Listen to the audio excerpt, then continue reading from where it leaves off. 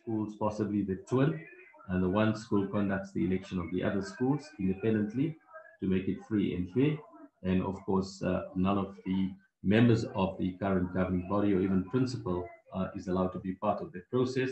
They hand over the school for the election procedure, and there's a whole electoral officer that's elected. Voters' rolls have to be done, etc., and that has to be validated.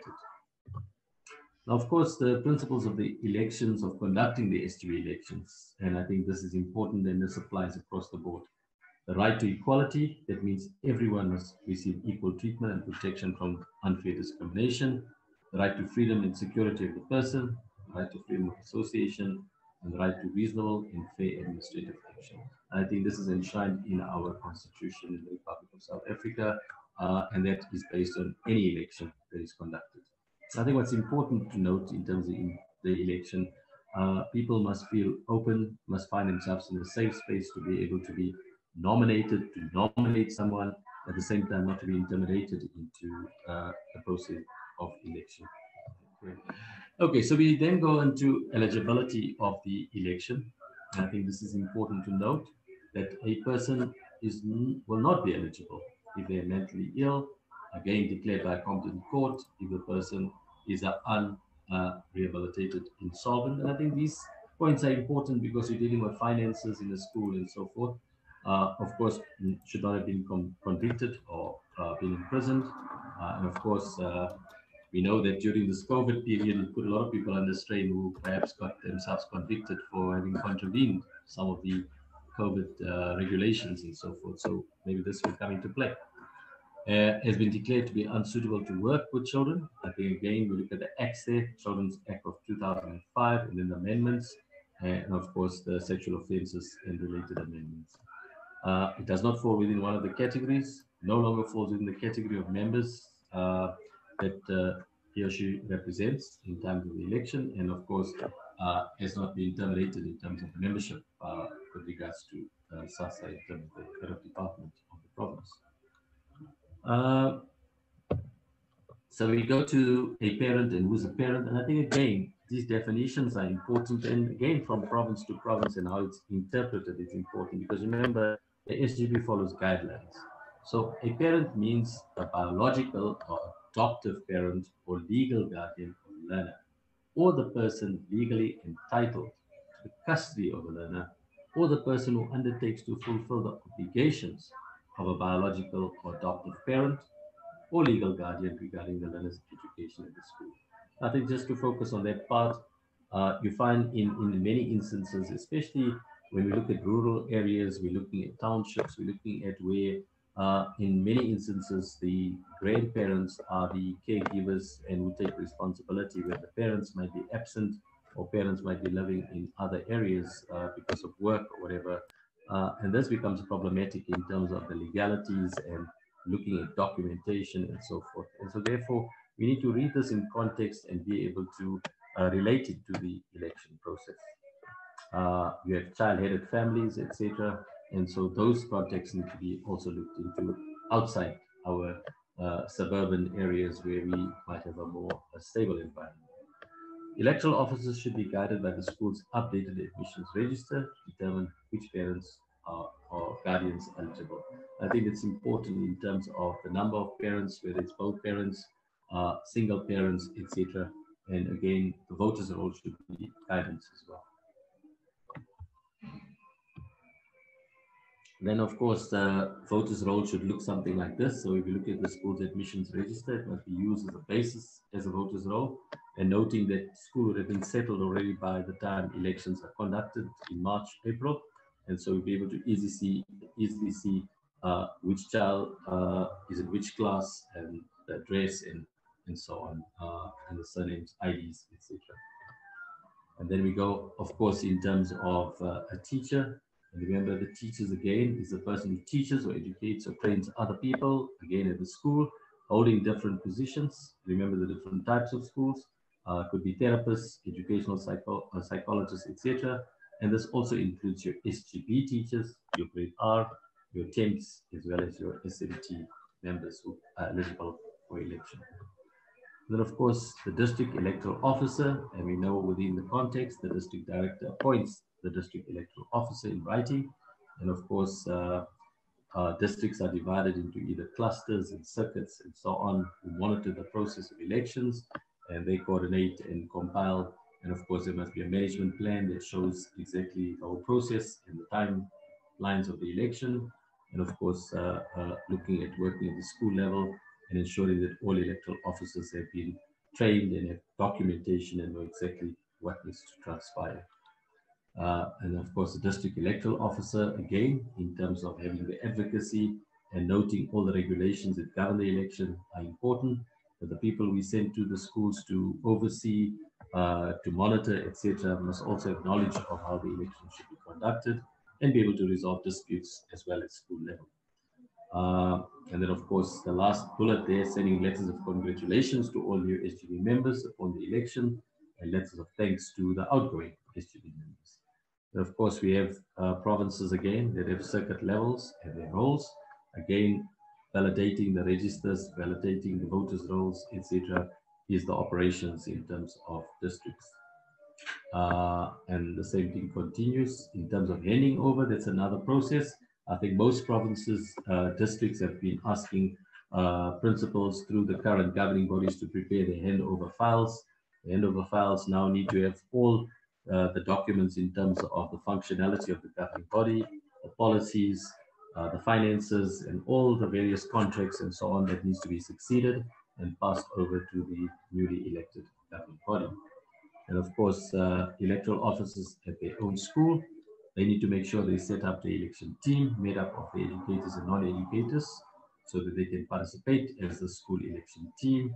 They prepare the voters' roll, they prepare the notices, they publicize the SGB elections, and they provide appropriate venues where elections can take place. I think coming up will be something which many of us have on our minds under COVID, what might be happening in terms of the election process and so on. Of course, the school electoral officer will be the principal of another school because to be impartial and to ensure a free and fair process.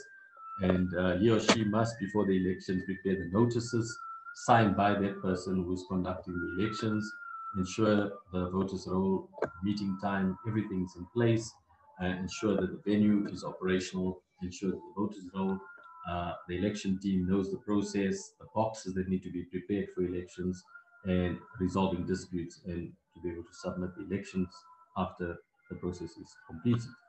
And of course, the electoral officer must manage the process as in any other election process.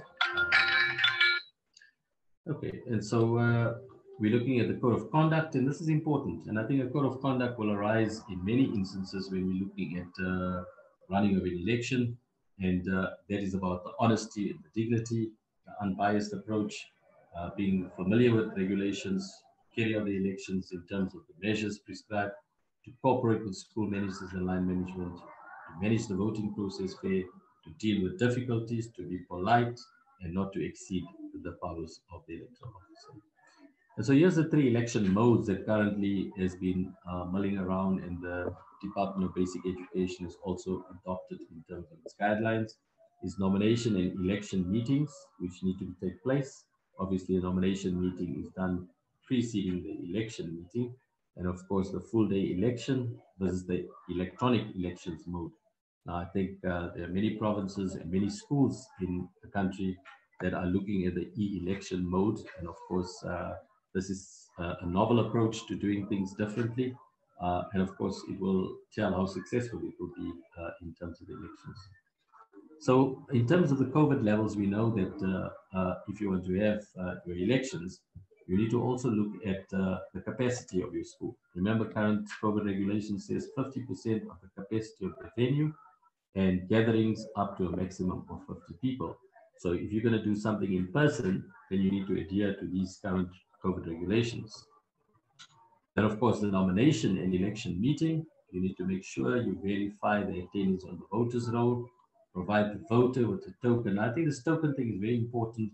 I know many schools have run elections before, but if there are any new people on board today, you find a token. A token could be a sticker or some form of identification which you can provide to the people who are participating in the vote, as well as taking their token and perhaps sticking it to their paper when they're voting, so that at the same time you know that's a valid ballot form, etc.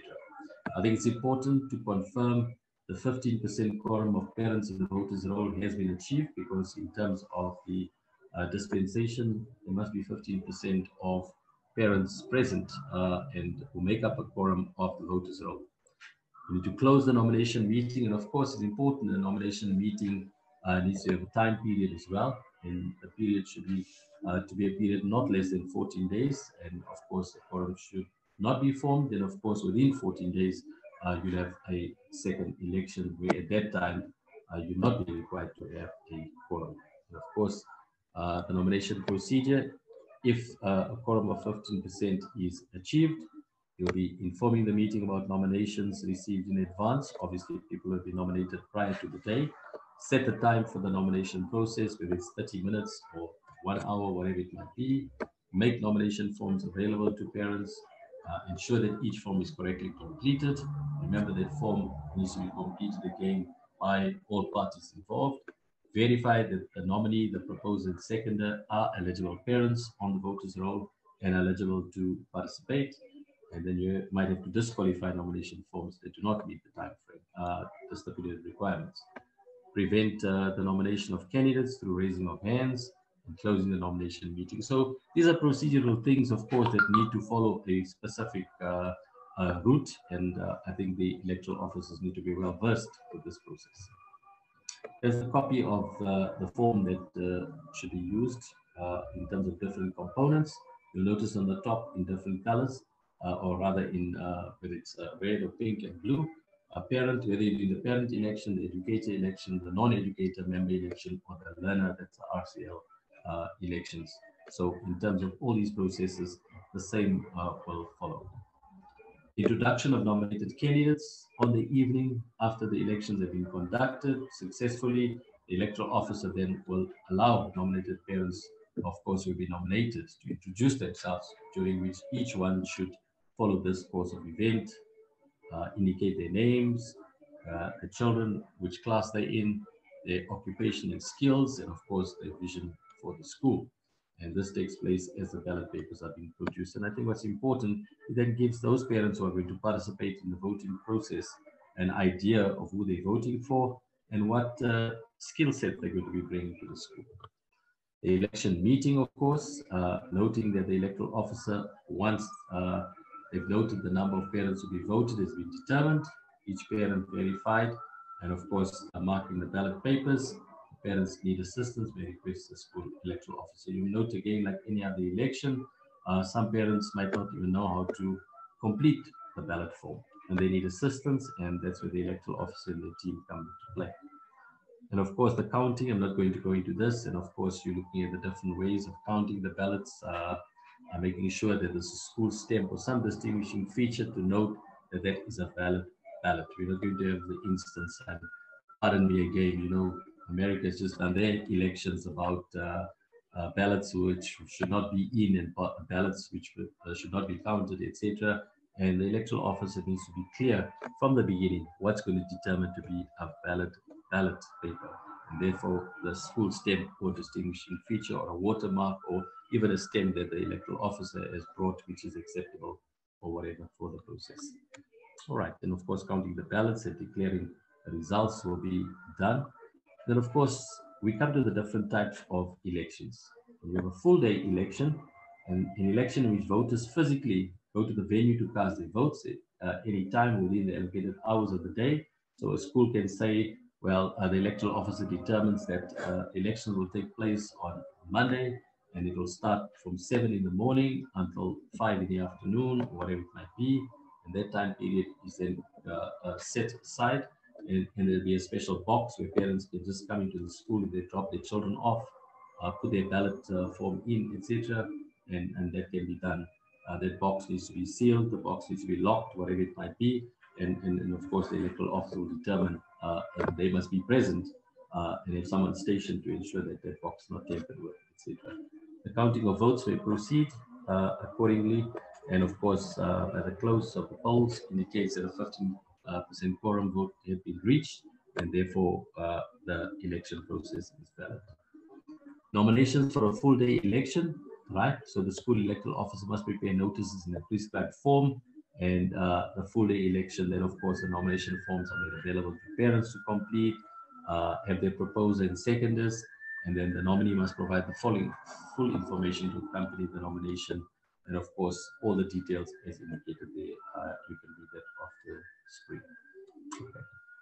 Elections during the full day, the following takes place on the day of elections: the verification of the voters on the voters roll, the handing out of stamped ballots, the ballot papers, etc. And of course, again, once to confirm the 15% quorum of votes have been cast. If 15% quorum is not met, the election must be rescheduled. Counting is during the normal election. Then you have the e-elections, and I think this is the one that's new for everyone. And the e-elections is a mode of elections conducted electronically through virtual platforms. And this mode of election can only be selected by schools which have the capacity to deliver such elections virtually due to their resources, and of course, having the majority of parents having access to data and to participate. I think anyone who's going to go this route must make sure that they've got sufficient e-services support and ensure that their parents can participate effectively. The minute you find your parents can't participate, then this is perhaps not the route to go. And you could have a situation of a load shedding or whatever on the day of the elections, and if parents don't have electricity and they don't have Wi-Fi accessibility, etc., you could run into a bit of a hurdle. So the role of the school then to apply to their department or delegated official for approval to use this mode, firstly, to inform their parents about the platform that we use, to provide guidance on how to use the election app, and then to provide IT specialists for technical support during the election process. I think for many of you know, in India, for example, India uses the e-approach to actually casting their ballot. So there's no crossing and so on. It's done electronically. That's why it goes so fast, having over 1 billion people in terms of population. So the voting process, use of electronics for elections, there's all the different devices that can be utilized. And of course, just like anything, the parents must receive login details, a unique one-time PIN, a system to verify the credentials of parents. The electoral officer explains the process. The online ballot paper will be made available to parents who cast their vote, and the required number of parents to be participating. And then parents can log off after casting the vote. So parents don't have to sit through the whole meeting. The minute they've casted their vote, they're done, they can log off and they don't have to waste data or sit and watch the whole thing. But if they have it, they can. And of course, there's a school governing body reporting template after the whole event, the date the event took place, and so on. The name of the school, the training of the electoral officers, the voting, the twinning, the election modes, and all election of office bearers, and so on. So there's all the dates and the paper trail in terms of what you're looking for to submit. So people, in a nutshell, I tried to rush through it, but I hope I've given a bit of a background and obviously given an input in terms of the process from a timeline and from a legal standpoint in what is acceptable, what's not acceptable. At the same time, looking at the elections as being an important election, the third largest election in the country, and of course, hoping that those elections are fair, free, and go in a very smooth fashion. Chair, thank you very much. I hope I've summed up and given an input to my brief today. Thank you very much.